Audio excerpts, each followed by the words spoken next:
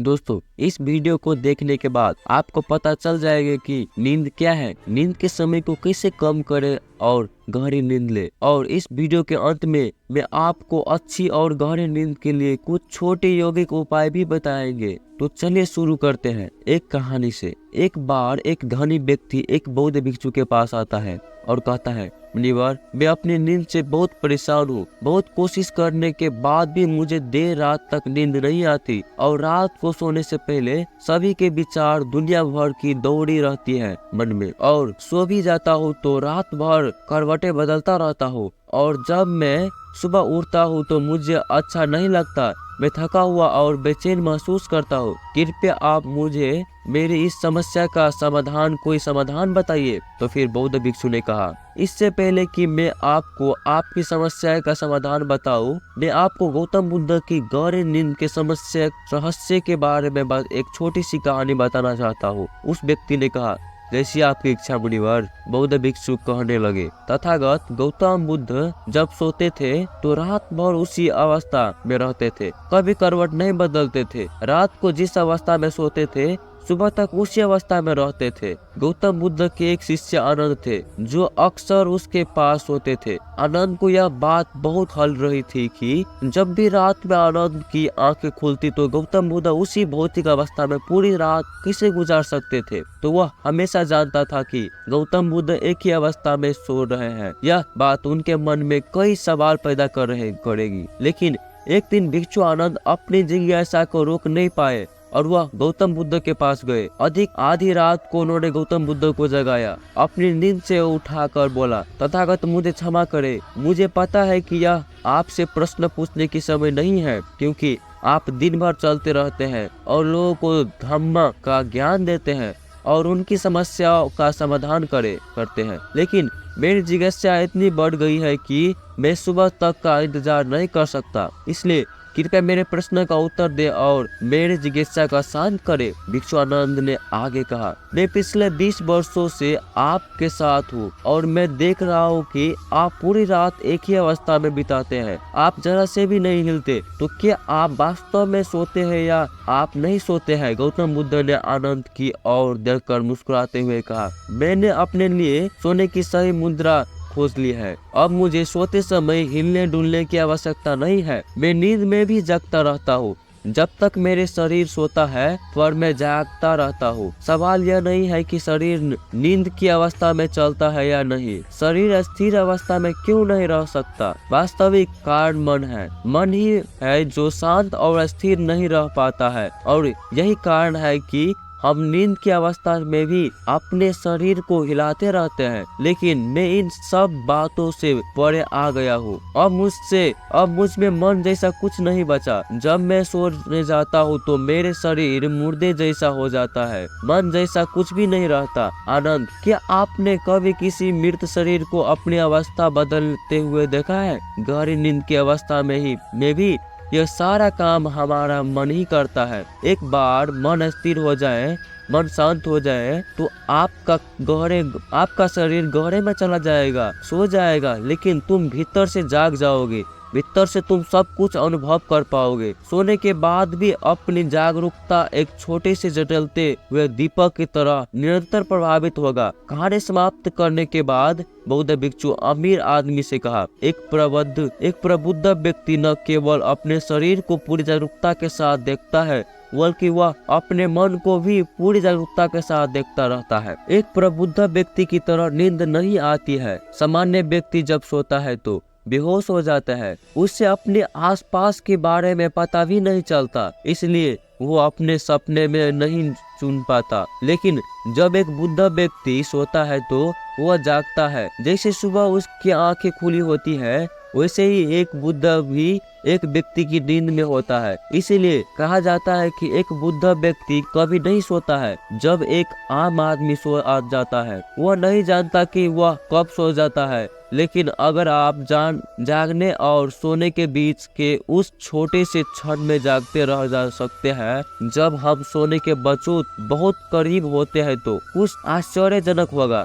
जो आपको जागरूकता के करीब लाएगा। यह सुनकर उस व्यक्ति ने कहा, मुनिवर, मुझे इतनी गहरी आत्माधिकता की बातें समझ में नहीं आती। कृपया मुझे आसान शब्दों में समझाएं कि मुझे गहरी नींद आसानी से क्यों नहीं आती। फिर बौद्ध भिक्षु ने कहा, मुख्य 5 है देर रात तक जागने और आसानी से नींद न आने के कारण। सबसे पहला कारण है बिस्तर पर सोने के अलावा अन्य काम करना। जैसे कई लोगों की आदत होती है कि वे बिस्तर पर ही खाना खाते हैं, बिस्तर पर बैठकर पढ़ाई करते हैं और ऐसे कई काम वे अपने बेडरूम में ही करते हैं। शयन कक्ष का अर्थ सोने का स्थान होता है, लेकिन लोग इसका प्रयोग अन्य कार्यों के लिए भी करते हैं, जिससे हमारे मस्तिष्क में शयन कक्ष का कोई निश्चित अर्थ नहीं होता है। इसलिए जब हम बिस्तर पर सोने जाते हैं तो हमारा मन पूरी तरह से स्वीकार नहीं करता कि अब हमें सोना है, क्योंकि तुमने एक ही जगह पर दूसरे काम करने की आदत बना ली है। दोस्तों, अगर हम एको की बात करें,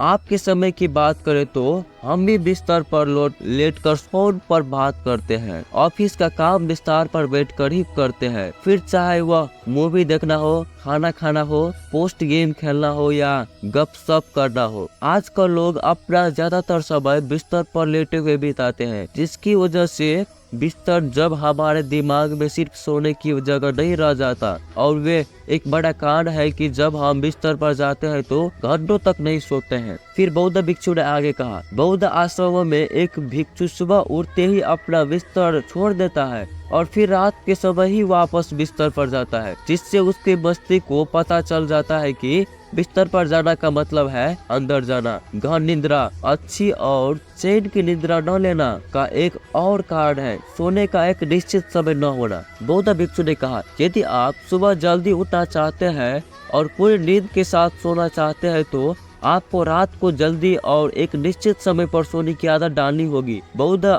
आश्रमों में रहने वाले भिक्षु हमेशा प्रकाश लेते हैं और सोने से कुछ घंटे पहले निश्चित समय पर आसानी से पचने वाला भोजन करें और प्रतिदिन निश्चित समय पर जाए, तो इस तरह से एक निश्चित दिनचर्या का पालन करते हैं। दोस्तों, अगर हम आज के इस लाइफ स्टाइल की बात करें तो ज्यादातर लोगों का न तो सोने का और न ही उठने का एक निश्चित समय होता है और न ही वे इस बात का ध्यान कर रखते हैं कि रात का खाना हल्का और जरूरत से थोड़ा कम होगा, बल्कि उनका मुख्य भोजन होता है केवल रात में है। वीकेंड पर वे देर रात तक जागते रहते हैं क्योंकि आगे दिन कोई काम नहीं होता है।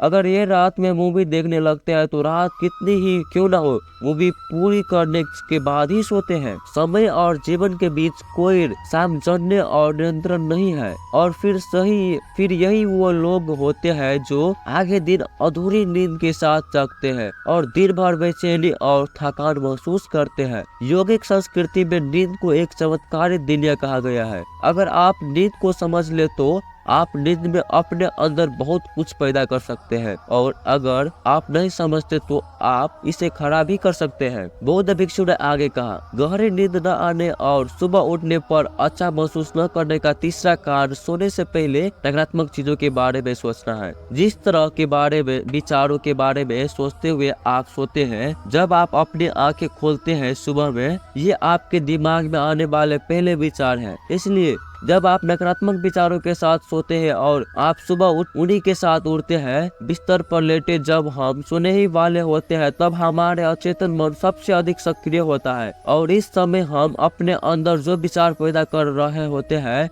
हमारे अवचेतन मन सीधे उन विचारों को स्वीकार करता है और उन्हें वास्तविकता में ले लाने की कोशिश करता है। हमारे अचेतन मन नहीं कर सकता अच्छे और बुरे विचारों के बीच में चयन करे। यह नहीं जानता कि हमारे लिए अच्छा क्या है और बुरा क्या है। यह प्राप्त सूचनाओं पर ही काम करना शुरू कर देता है। इसलिए हमें सोते समय अपनी समस्या और नकारात्मक विचारों के बारे में सोचने बजाय उन अच्छी बातों और बातों के बारे में सोचना चाहिए जिससे हम अपने जीवन में पाना चाहते हैं। हमेशा रात को सोने से पहले और सुबह उठने के बाद उन बातों के बारे में सोचो जो आपके जीवन में एक सकारात्मक बदलाव ला सकती है। दोस्तों, अच्छी नींद न आने का चौथा कारण है गलत तरीके से सोना। बौद्ध भिक्षु ने कहा, आपने सुना होगा कि भारत के में अक्सर यह कहा जाता है कि उत्तम की ओर सिर कर न सोए। ऐसा इसलिए है क्योंकि जब हम उत्तर की ओर सिर करके सोते हैं तो पृथ्वी के चुंबकीय खिंचाव के कारण ये हमारे शरीर का बहुत सारा खून दिमाग की तरफ जाने की कोशिश करता है